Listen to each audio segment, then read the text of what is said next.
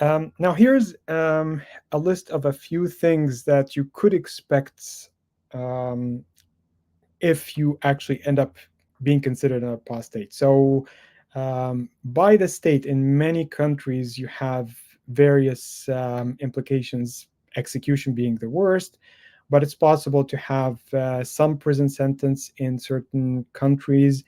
And there's also social death. What can the state do there? For social death, Do they get rid of your business license? What's going on? yeah, you start having difficulty because in many countries you're supposed to declare on your ID card what kind of religion you have. Okay. And so if you end up without a religion, whenever you're trying to apply for something and you present your official government ID, you're going to have trouble. Now, there's Apply also for something in the government, or in the government, but no, like here getting a passport? there's more implications to this. So, for example, um, since you are no longer a Muslim, you are not entitled to get inheritance anymore. So you get denied any kind of property.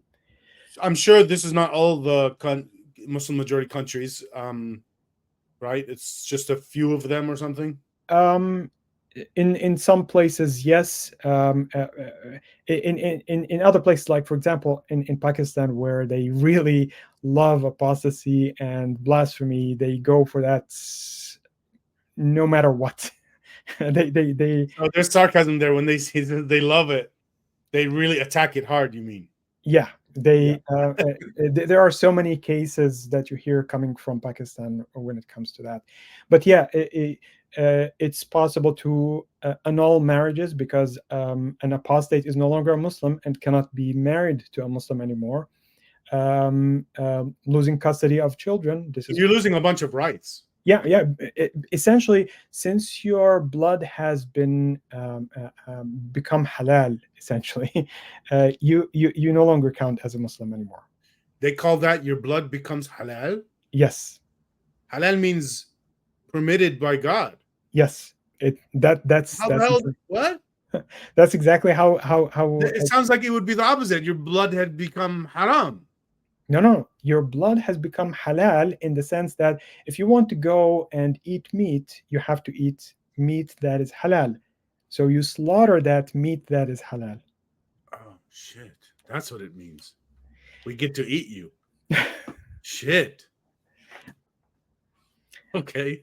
And so, of course, there are other implications, especially for people who have very strong family ties. They have trouble, very often get disowned or have some trouble communicating with their family, trouble just making a living in general. Um, so here is a map that actually shows where you have apostasy laws, and obviously you have a very clear region in the world where this is the case. Not every place has the death penalty, obviously, but many do. Many have prison and other sorts of punishments, but So I noticed Egypt is the lowest category of yellow, loss of child custody marriage.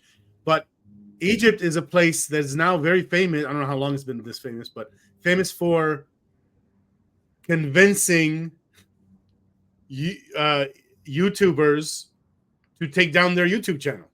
well, uh, Egypt is actually a very interesting place because right from the beginning, when Napoleon came and brought a lot of inventions and ideas, it was fresh out of the French Revolution.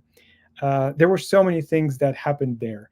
And so you go back all the way to the beginning of the 20th century. There's a famous atheist that actually wrote a book about being an atheist in Egypt, Ismail Adham. And things happen over there in a very intense way. So a place like Saudi Arabia, where there is a very strong authority, where you don't see these people come out, you can see that the death penalty is very prominent. And that's actually going to connect to what I'm going to be saying at the end. in a place like Egypt, where you have so many people coming out, it's really not feasible to start just executing people. Everyone who's going to say, I'm an atheist or I'm an apostate, you go out and kill them. This does not work. And so a No, more what they're doing is like what in America. So like if they want, there's a war against drugs. Okay, I'm against that. But so the idea is instead of going after the drug users, and it also instead of going after really the person they're buying drugs from, they'll go after the bigger source and just go after the big dog. And what Egypt is doing is going after the people that are making the big waves, like the YouTubers who are changing a lot of minds.